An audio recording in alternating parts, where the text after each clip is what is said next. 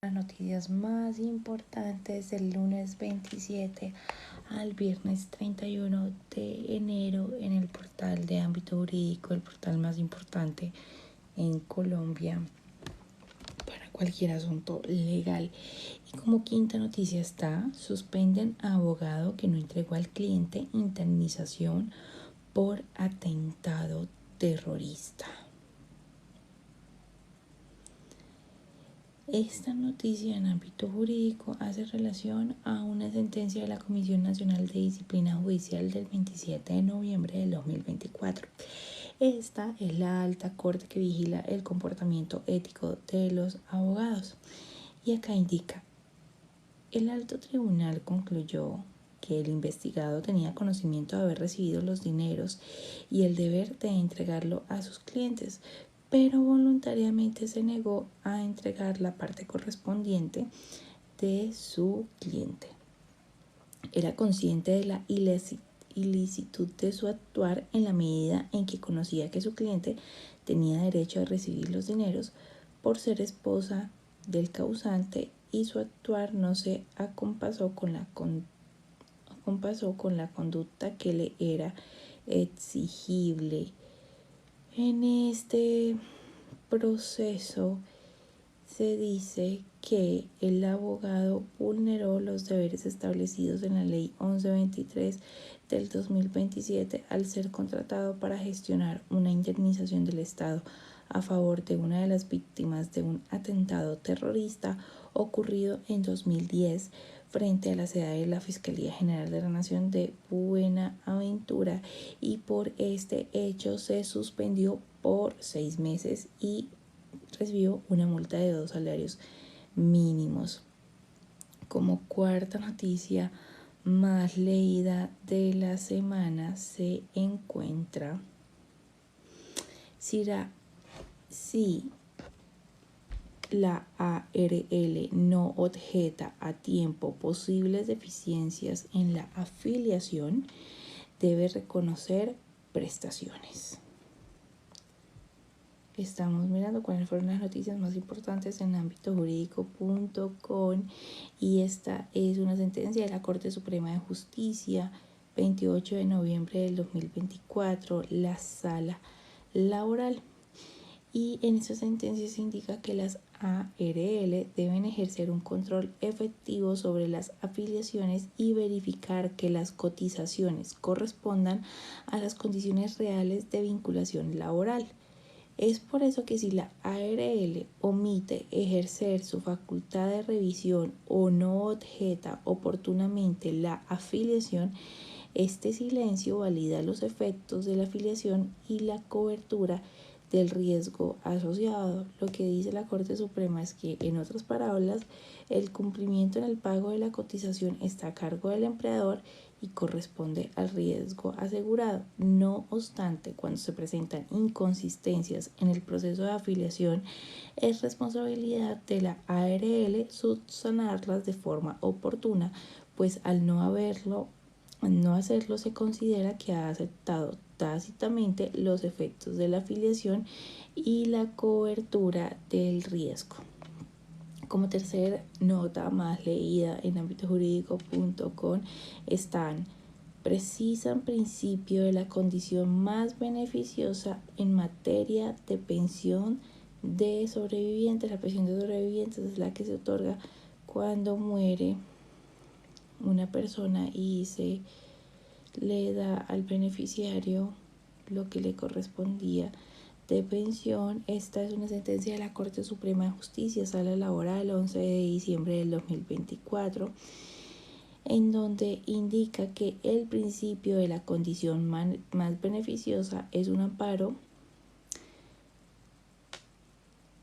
construido temporalmente para que transiten entre la anterior y la nueva ley las personas que tienen una situación jurídica en concreta, con el fin de darles la posibilidad de que construyan los niveles de cotización que la nueva normativa exige.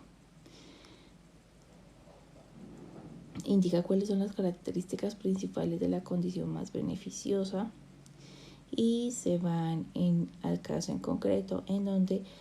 establecen que el afiliado falleció el 14 de enero del 2004, pero no estaba cotizando para el 29 de enero del 2003,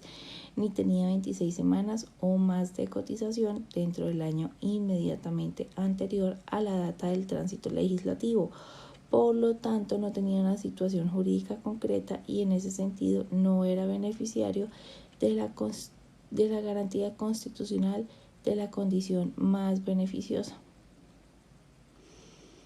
Es por eso que en esta sentencia precisan cuándo este principio de la condición más beneficiosa en materia de pensión de sobrevivientes sí aplica. Como segunda noticia más importante está divorcio por la voluntad de uno de los cónyuges. Esta es la tercera noticia más leída de esta semana en ambitojurídico.com y este es un análisis que hace el fundador y socio administrador de Torras Abogados, una firma, y el doctor se llama Heli Albert Torrado. Y bueno, es un análisis bastante preciso de lo que salió hace poco, que es una norma en la cual se indica que ahora en Colombia se puede realizar el divorcio por una de las partes. Y voy a leer los primeros textos, los primeros párrafos de este análisis. Abro comillas. Le faltó carácter al Congreso de la República a la hora de legislar sobre el divorcio en Colombia. El 27 de diciembre del 2004 fue sancionada la Ley 2442, por medio de la cual se permite el divorcio por la sola voluntad de cualquiera de los cónyuges. Tímido resultado de un proyecto presentado en 2020 que pretendía medidas más de fondo, cuyo objeto era eliminar las causales de divorcio que consagra el artículo 154 del Código Civil, cambiándolas por un sistema consensual en el que, así como los esposos libremente decidieron constituir un vínculo, con igual libertad puedan ponerle fin. En esta modalidad no es necesario precisar hechos que generalmente son de la esfera puramente familiar. Seguimos creyendo que esta es la mejor manera de corregir la vulneración del derecho fundamental al libre desarrollo de la personalidad del sistema actual,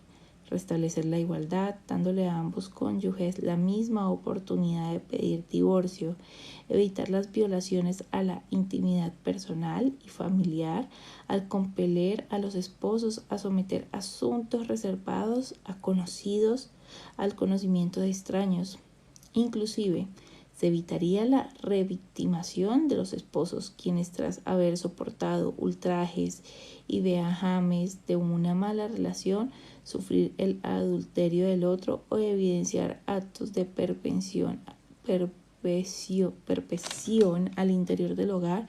deben revivirlos ante el abogado, ante el defensor de familia y ante el juez de la causa con efectos psicosociales sobre la pareja y muchas veces sobre los hijos y otros miembros de la familia. Presuntamente, el fracaso del proyecto inicial obedeció a malentendidos del sistema causalista, al creer que es únicamente a través del divorcio como se sancionan ciertas conductas ultrajantes o el grave e injustificado incumplimiento de los deberes conyugales o paternos, la embriaguez y la drogadicción o los actos de perversión al cónyuge o a un descendiente, que son los principales causales subjetivas del artículo 154 del Código Civil.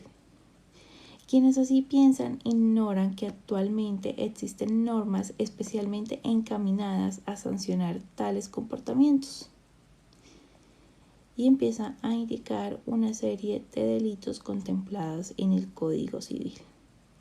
Posteriormente, el doctor que realiza este análisis indica lo siguiente. Así que no se requería ningún tipo de causal de divorcio para sancionar esas conductas al interior de la familia, porque existe legislación especializada suficientemente, tanto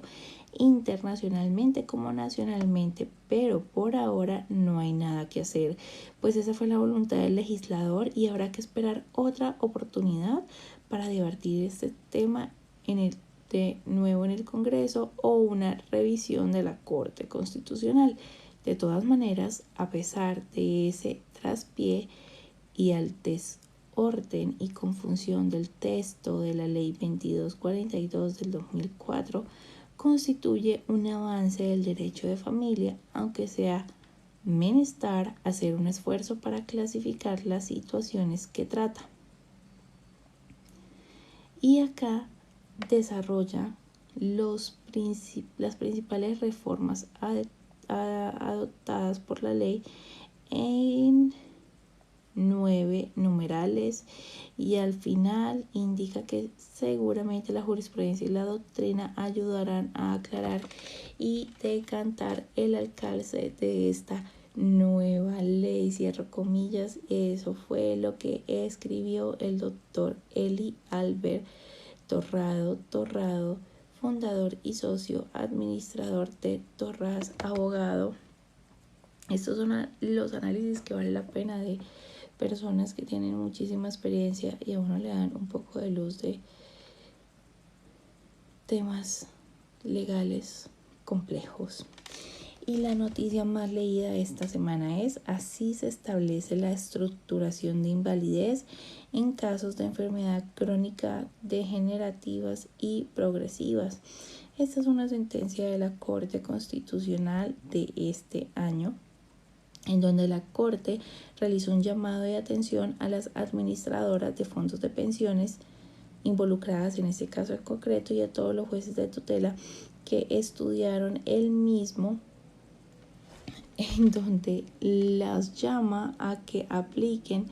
la reiterada jurisprudencia sobre la manera en que deben analizarse las solicitudes de reconocimiento de pensión de invalidez cuando existen este tipo de enfermedades. Recordó que el cumplimiento del requisito de las 50 semanas contempladas en la ley debe analizarse en cada caso en concreto, tomando en consideración el impacto que tiene la decisión frente a la solicitud de la prestación económica de invalidez, pues involucra a personas en situaciones de debilidad manifiesta o que gozan de protección constitucional reforzada, lo cual incide en la realización de sus derechos fundamentales de trabajo, seguridad social, mínimo vital y en condiciones dignas. Entonces acá lo que la Corte dice es: existen personas que están trabajando pero por una u otra manera sufren de una enfermedad que los sacude bastante y por esa razón pues dejan o tienen que dejar de trabajar, y acá los protege con todo el manto que la Constitución Política de Colombia le da a las personas en debilidad manifiesta, en este caso por cosas de la salud. Y para esta semana también salió un podcast en el cual se desarrolla todo el tema nuevamente del divorcio por la voluntad de uno de los cónyuges. Uno puede entrar libremente al mes a ver 10 noticias y pues como abogado debemos estar al día o pendiente de todo lo que pasa en el mundo legal.